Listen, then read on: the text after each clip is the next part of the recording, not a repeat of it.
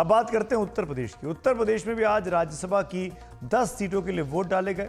कुल 11 उम्मीदवार मैदान में थे। बीजेपी के 7 उम्मीदवारों की जीत पहले से तय थी। सपा के कई विधायकों के क्रॉस वोटिंग करने से बीजेपी का 8वां उम्मीदवार संजय सेठ भी आज अपना चुनाव जीत रहे हैं। अभी औपचारिक तौर पर नतीजों का ऐलान नहीं हुआ है, लेकिन खुद नेताओं ने अपने अपने बयानों से, अपनी अपनी प्रतिक्रियाओं से इस बात को जाहिर कर दिया है। समाजवादी पार्टी के 3 में से 2 ही उम्मीदवार चुनाव जीत पाए। आज के मतदान के दौरान जिन विधायकों ने क्रॉस वोटिंग की है, उनकी जानकारी आपको दे देते हैं। समाजवादी पार्टी के 7 विधायकों मनोज पांडे, राकेश सिंह, अभय सिंह, राकेश पांडे, विनोद चतुर्वेदी, पूजा पाल, आशुतोष मौर्य ने आज क्रॉस वोटिंग की बीजेपी के पक्ष में। बीएसपी के एकमात्र विधायक उमाशंकर सिंह ने भी क्रॉस वोटिंग की और बीजेपी की मदद की।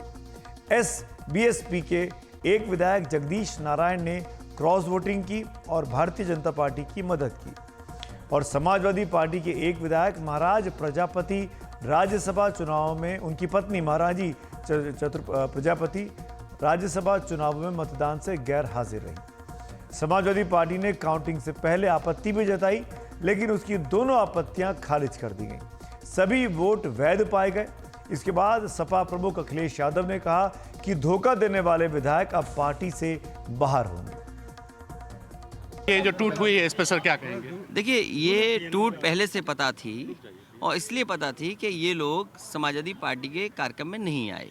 पहले दिन आए, फिर खाने पे नहीं आए, और जब खाने पे नहीं आए तो चर्चाएं जो थीं वो ये था कि कुछ पैकेज मिलने जा रहा है, किसी को मंत्री बनाया जाएगा, किसी को सिक्योरिटी मिलेगी, किसी को कुछ और पैकेज मिलेगा। मैं तो आपसे कहूँगा कि वो अंतरात्मा के माध्यम से वोट दिए हैं। हम तो आपसे कहेंगे कम से कम अंतरात्मा से ये तो बता दें पैकेज क्या था। अगले जी कितने लोग हैं?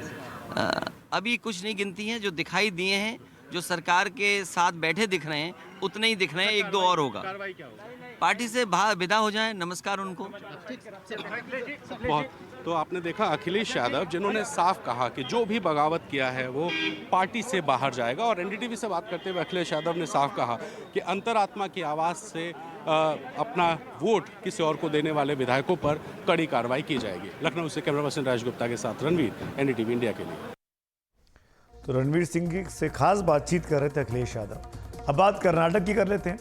कर्नाटक में बीजेपी के एक विधायक ने कांग्रेस के उम्मीदवार को वोट दिया, जिसकी वजह से वहां बीजेपी और जेडीएस के एक उम्मीदवार की हार हो गई। यानी कर्नाटक में ऑपरेशन लोटस उल्टा हुआ, कांग्रेस ने कर दिया। कर्नाटक में कांग्रेस के 3 और बीजेपी का 1 उम्मीदवार राज्यसभा का चुनाव जीत गया है। तो अजय माकन कर्नाटक से कांग्रेस के नेता बहुत दिनों के बाद वापस संसद में पहुंच गए हैं। वो प्रेफरेंस नंबर 1 थे और वो चुनाव जीतने में कामयाब रहे हैं।